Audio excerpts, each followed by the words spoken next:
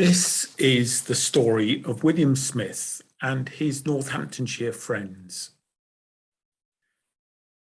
In 2015, the Natural History Society here in Northampton wanted to commemorate the 200th anniversary of the publication of William Smith's first geological map of England.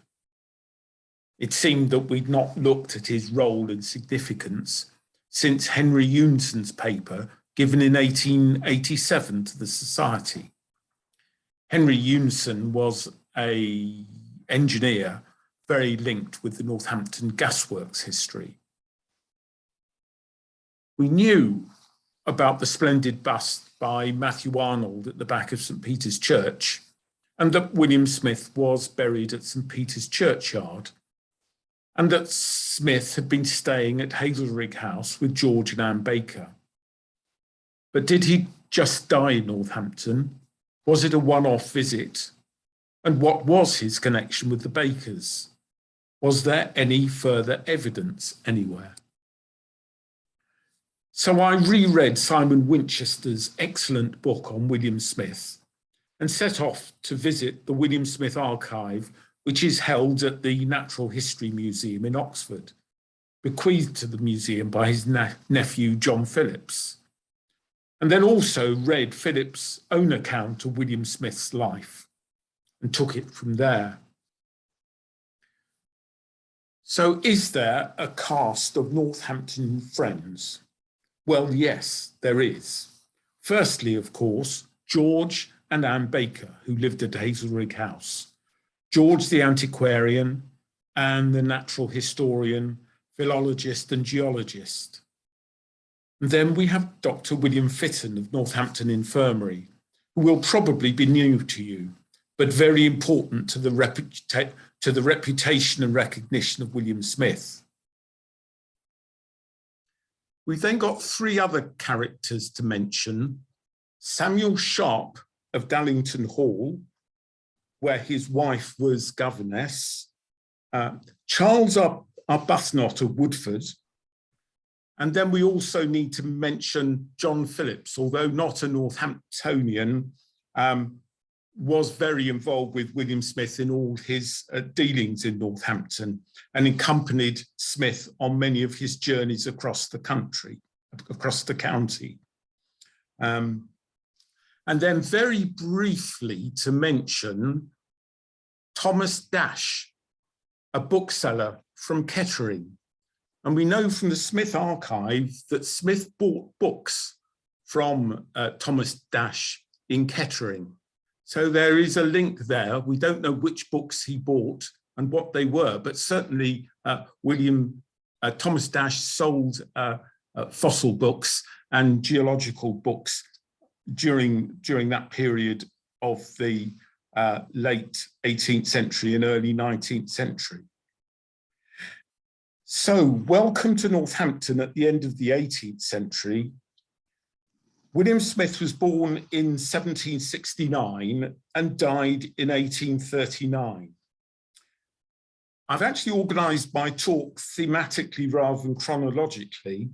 And of course, I have to point out that I'm a geologist and not a historian, although I suppose you could say that geologists are a special sort of historian because we're telling the history of the Earth, but tend to work in hundreds of thousands of years and millions of years rather than decades. And just to say that I'm still after information, I'm particularly interested to learn more about Anne Baker and her life in this town. So, our plot. Well, as a geologist, we have to go on a field trip, and we're going to visit a number of places. We're going to visit St. Peter's Church, obviously, and we'll start there. Then we're going on to look at visit Hazelrigg House and its occupants. We'll go to Churchill in Oxfordshire, as Jean has referred to, the birthplace of William Smith. And we'll also visit, perhaps surprisingly, a school playing field at Kingsthorpe College, north of Northampton, which will provide us with an interesting interlude before coming back to the Church of St. Peter.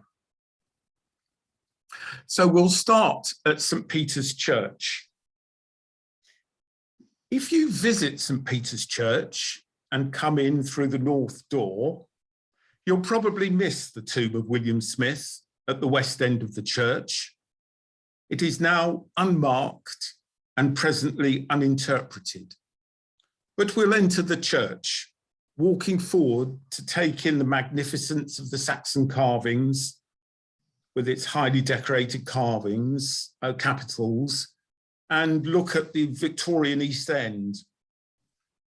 You might then turn and walk to the back of the church and see a fine alabaster statue by Matthew Noble. Look more closely and you'll see the name of William Smith, and that it was commissioned by his friends and put there by Professor Buckland, Professor of Geology at Oxford University, the leading geologist of the time. Next to his statue, on the wall adjacent to it, is a tablet commemorating the lives of Anne and George Baker. They were buried in King Street Congregational Church, but lived at Hazelrigg House just further down Mayfair, and much involved in the life of St. Peter's and our story. Our next site is out of county to Churchill in Oxfordshire to find out about where William Smith was born and to talk about his life. He was born in 1769 at Churchill near Chipping Campden in Oxfordshire. His father died when he was 7, and he was brought up by an uncle. He was bright and good at counting, and he loved the fossils he found in the fields and quarries around Churchill, especially belemnites, ammonites, and echinoids, the sea urchins and so-called pound stones.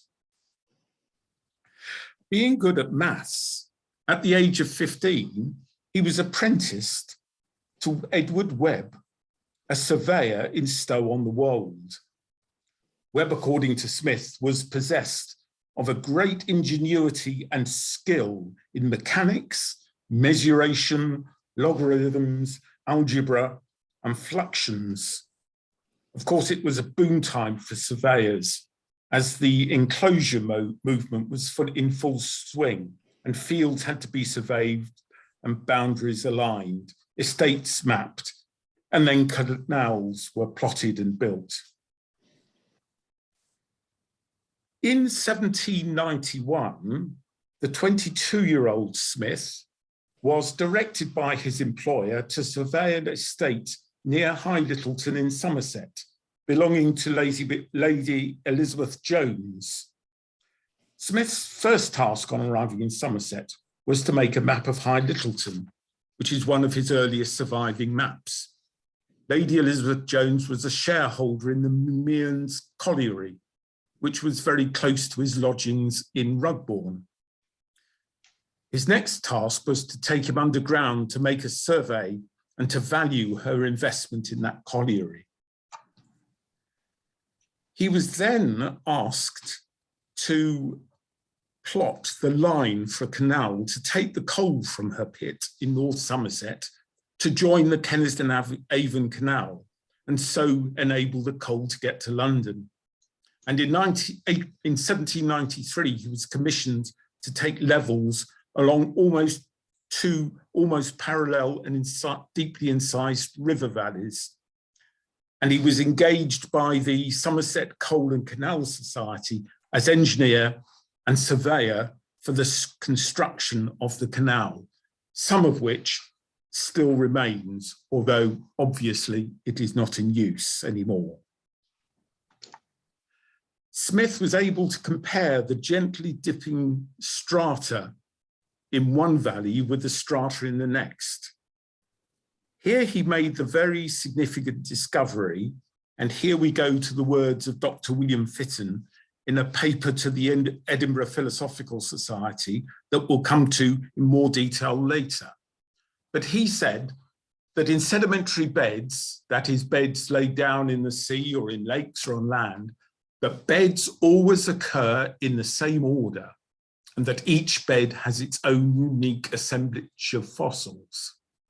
And so, according to Fenton, he was able to make the link that with a combination of this fossil record and taking into account the dipping of beds, it was possible to predict where a given rock would outcrop. Fenton goes on, he saw particular species of fossils in particular groups of strata and in no others. He proved so early as in 1791 the continuity of certain groups of strata by their remains alone, where mineral type was wanting. So the fossil record was consistent even where the lithology changed. He made a large collection of fossils, and the moment an opportunity presented itself, he arranged them all stratigraphically. So what he did, importantly, was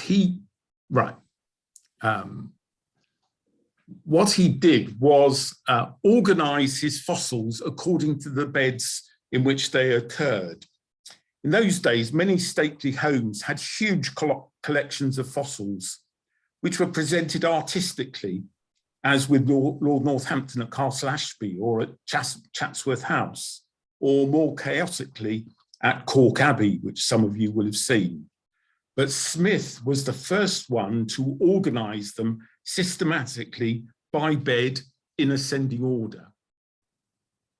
And he would draw the beds and associate with them the characteristic fossils in a wonderful book setting this out. William Smith worked with Lady Elizabeth Jones until he left her employ and went on a great journey across England with Sanborn Parker and Richard Perkins, and they travelled to York, seeking to explore the rocks under their feet. He then became a freelance surveyor, water engineer, and mineral surveyor, initially working in Bath, but working for the landed gentry on their estates across the country. Notable among these were the Duke of Bedford's estate in Bedfordshire, but also extensively in Norfolk, where he was contracted by Thomas Coke, the first Earl of Leicester and the owner of Holcombe Hall.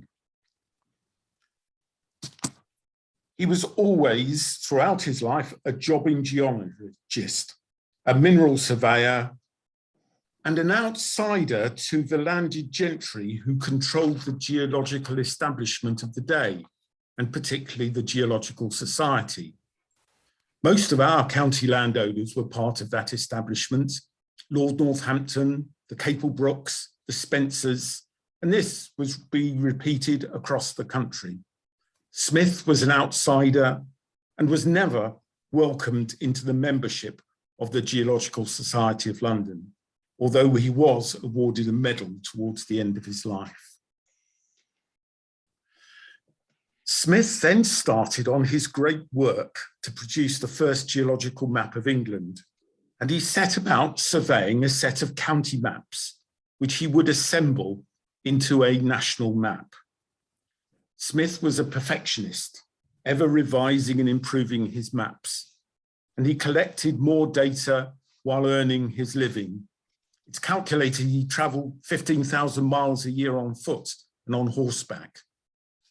This is the Oxfordshire, the map of Oxford, published. It's based on a John Carey map. And this is his unfinished map of Northamptonshire, which I've talked about previously, and is really interesting because it contains all his notes, footnotes, and pencil markings. Eventually, by combining these county maps, he was in 1815 able to produce his great map of England, printed by John Carey, the London mapmaker, and his great collaborator. but its sales were meagre and the costs very high due to his obsessional perfectionism. And because the sales were meagre, it led to his financial ruin. He was forced to sell his London office and was sent to the debtor's prison. On leaving prison, he moved north to Scarborough with his nephew, John Phillips, and worked in the north of England, lecturing to the Yorkshire Philosophical Society and enabling and proposing that the wonderful Rotunda Museum in Scarborough was built. Next, let's move on to Hazelrigg House in Mayfair, the home of George and Anne Baker. George Baker was born in 1781 and was Northampton's foremost Georgian and early Victorian antiquarian and historian. And he wrote the important history. That's another picture of the back of Hazelrigg House, which I think is almost more interesting than the front. And that's a picture of George Baker, or an etching, a tinted etching of George Baker.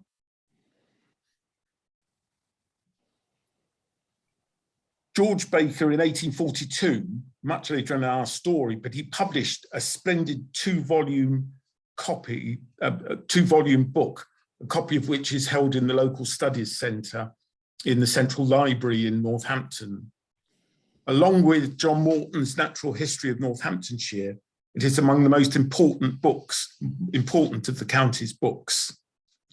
In this, Baker tells the history of each Northamptonshire village, recording the story of the families, the estates, and the houses. But importantly for us, he records the natural history of each village, the latter assembled and illustrated by his sister Anne Baker, together with some wonderful illustrations drawn by her. Very sadly, the Bakers' extensive library at Hazelrigg House was broken up in 1841 when he ran into financial difficulties.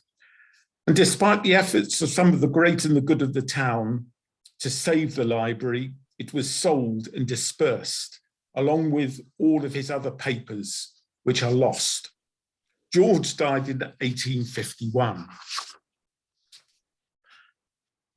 Anne Baker, now this is a picture of a fossil fish drawn by Anne Baker and in his history. It's a splendid picture.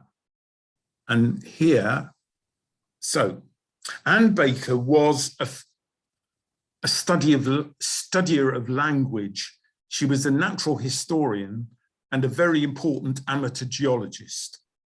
She was, of course, involved in the restoration of St. Peter's Church, famously removing the plasterwork using a bone-handled knife from the exquisite carving. She produced an important book on Northamptonshire vocabulary, slang, and idiom, a glossary of Northamptonshire words and phrases. Anne was a very fine natural historian, and her fossil collection was bought and is still held in the Natural History Museum in London.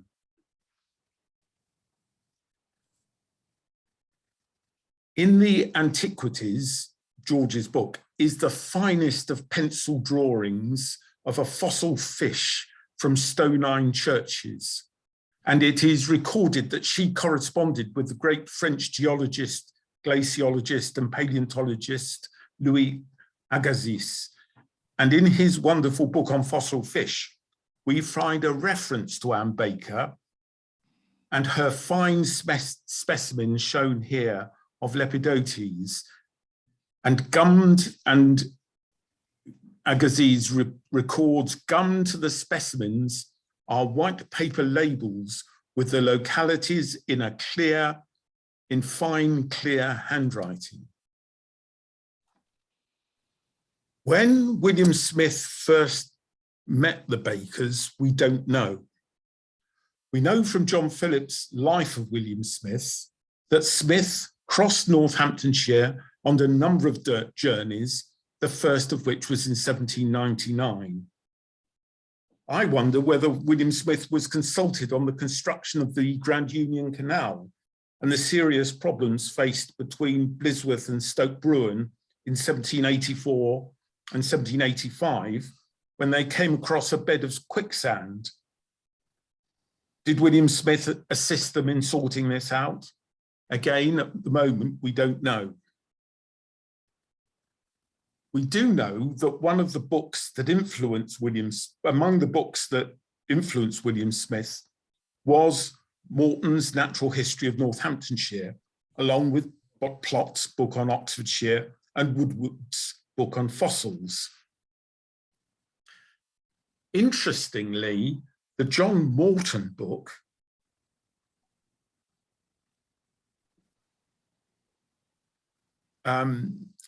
was very much the source work for Anne Baker's entries to her brother's antiquities book.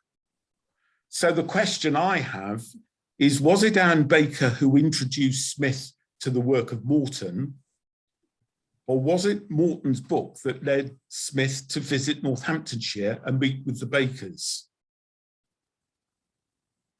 That's wonderful illustrations from John Morton's book. And if any of you get the chance to look at his book, it is the most wonderful, wonderful document, wonderfully illustrated. So while we're at Hazelrig House, this is the time for us to look at the figure of Dr. William Fenton. Fenton was a Dublin-born doctor who studied medicine in Edinburgh, and through a connection with Earl Spencer, came to work under Dr. William Kerr at the Northampton Infirmary, then in St. Giles's Street. He came to Northampton in 1806. He had a stressed and strained relationship with Kerr and felt that Kerr was holding back his professional development. But that is another story. Fenton lived in Wood Street with his mother and 3 sisters. He hated working with Kerr and also being far away from the intellectual rigor of London and its clubs and societies. And he took some time to come to terms with living on the sedimentary rocks on which Northampton rests. Nonetheless, he did meet George and Anne Baker and became chair of the Restoration Trust for St. Peter's Church, as well as working with George Baker on the formation of the first Northampton Providential Society, an early building society. Fenton left Northampton in 1812 after marrying an heiress and moving to London and devoting himself full-time to the study of geology and achieving the status of being appointed president of the Geological Society on 2 occasions. He also produced a fine volume of the geology around Hastings. I've mentioned how Smith was marginalised from the geological establishment and his work under-recognised. And a subsequent map produced by Greenhoff of the Geological Society and pinching much of the work that Smith had done took away Smith's market. So it was really William Fenton in articles for the Edinburgh Philosophical Journal that championed Smith's fundamental contribution to the study of geology and led to him being called the father of English geology. And I suppose the question I've got from this is, through the Bakers, did Fenton meet Smith on Smith's visits to Northampton? We don't have any evidence for this, but I would like to think so. Next on our tour, we're going to travel north from the town to Kingsthorpe College and a sports field just to the west of the college. There's not much to see now, but in 1836, it was the site of a lime quarry In fact, more than a lime quarry, because here was the serious excavation of a vertical shaft 1,000 feet deep into the Northamptonshire sandstone. We are indebted to, so this is the site of the excavation. It is now covered up and there's nothing to be seen. We're indebted to B.B. Thompson, Northampton's foremost Victorian and Edwardian geologist, and one of the founders of the Northamptonshire Natural History Society, who collected well and shaft details from across the county. And this is held on the British Geological Survey's website, and also in a book on the wells of Northamptonshire and Bedfordshire by Woodward and Thompson. So what is the story he tells of the shaft, and what is its connection to William Smith in Northamptonshire? Thompson, B.B. Thompson, tells us that it is the exploratory shaft for the Northampton Union Coal and Mining Company, a company set up by local landowners and speculators. We know that no coal was found. The shaft reached a depth of 1,000 feet through the Jurassic sediments of Northamptonshire, through the lias, and down to a conglomerate laid down in desert conditions during the Triassic period. But no carboniferous rocks were found, and because of that, no coal. Thompson wryly notes that landowners had spent £30,000 on this folly, about 3 million in today's money, and no coal was found.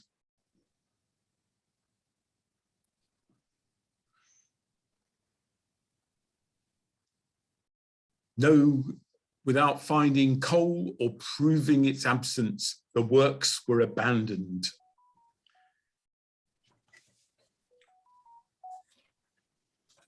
What is interesting is that he also records that the record of this section of shaft is according to a diagram, with pencil notes supposedly to have been made by Dr. William Smith and formerly in the possession of the late Dr. Samuel Sharp.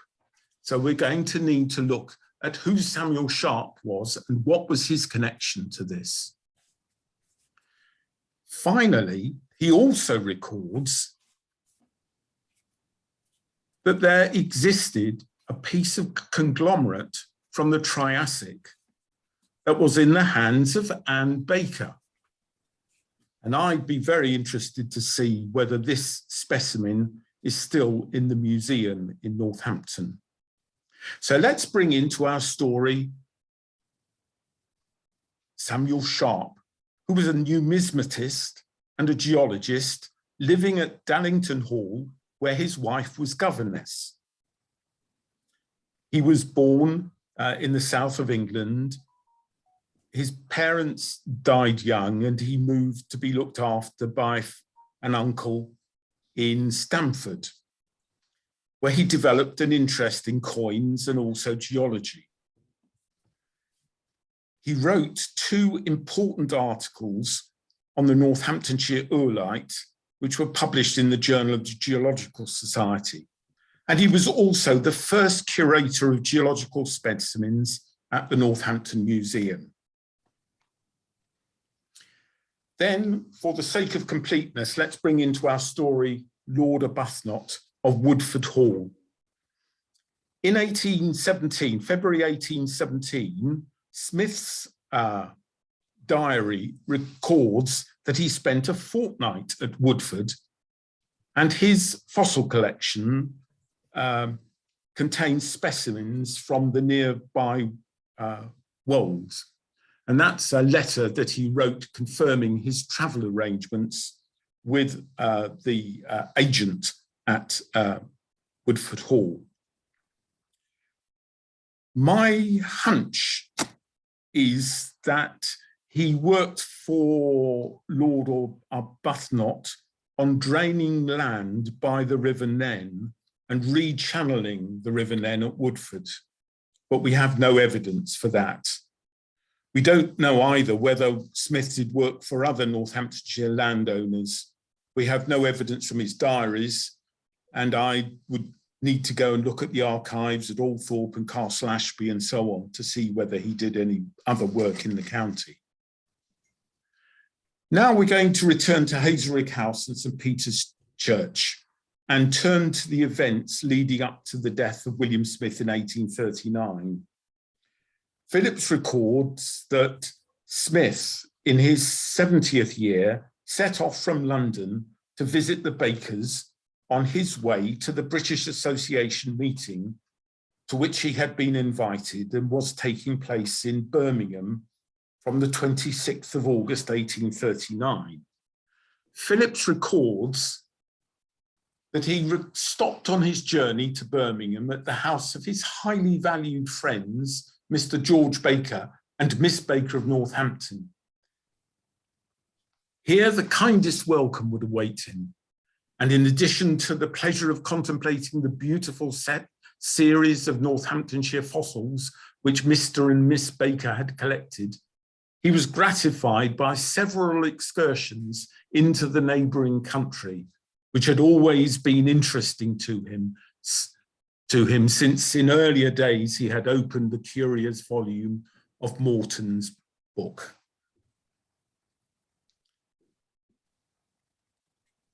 George Baker takes on the story.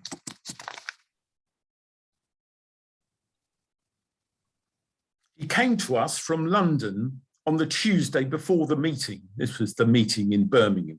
He seemed slightly indisposed with a cold, but we drove about 30 miles the next day in a direction suggested by himself to examine a point of doubtful stratification. On Thursday, he walked with us nearly 2 miles to see some fossil bones. On Friday, a bilious diarrhea came on, and much against his inclination, I consulted my friend, Dr. Robertson, who's a doctor at the Northampton Infirmary, who hoped he would be sufficiently well to accompany us to Birmingham on Monday. He went a short drive with us that evening, and even on Monday morning, the attack having subsided, we thought he would be able to go with us by the railroad. But when he came down the stairs, for he had not been confined to his bed, he was evidently too weak to bear the journey, and we began to be alarmed. But when we went up after breakfast, and this is George Baker writing still, an evident and rapid change had taken place. He was in a state of drowsy torpor, from which, although if roused, he answered questions rationally to the last, he never rallied. The powers of nature were exhausted, and he kept gradually, or rather rapidly, sinking, till the following night, Wednesday, when he breathed his last, without a sigh or a groan. So it happened that William Smith was buried in the churchyard of St. Peter's, not All Saints, as Phillips wrongly records. And it's worth recalling George Baker's final note that William Smith often expressed a wish that his geological researches, as they had begun, so might they end, and his bones rest on the oolite. And it's rather remarkable that this last wish is realised in our churchyard of St. Peter's, where the professor, that's Professor Buckland, and I followed his remains on the Monday after his decease. Professor Buckland arranged for a subscription and the carving of a bust by Matthew Noble that remains today in our Church of St. Peter. A copy was made for the Museum of Natural History in Oxford, and another copy in plaster for the Geological Society of London is in Burlington House. And this was presented to them by our own Samuel Sharp in 1871.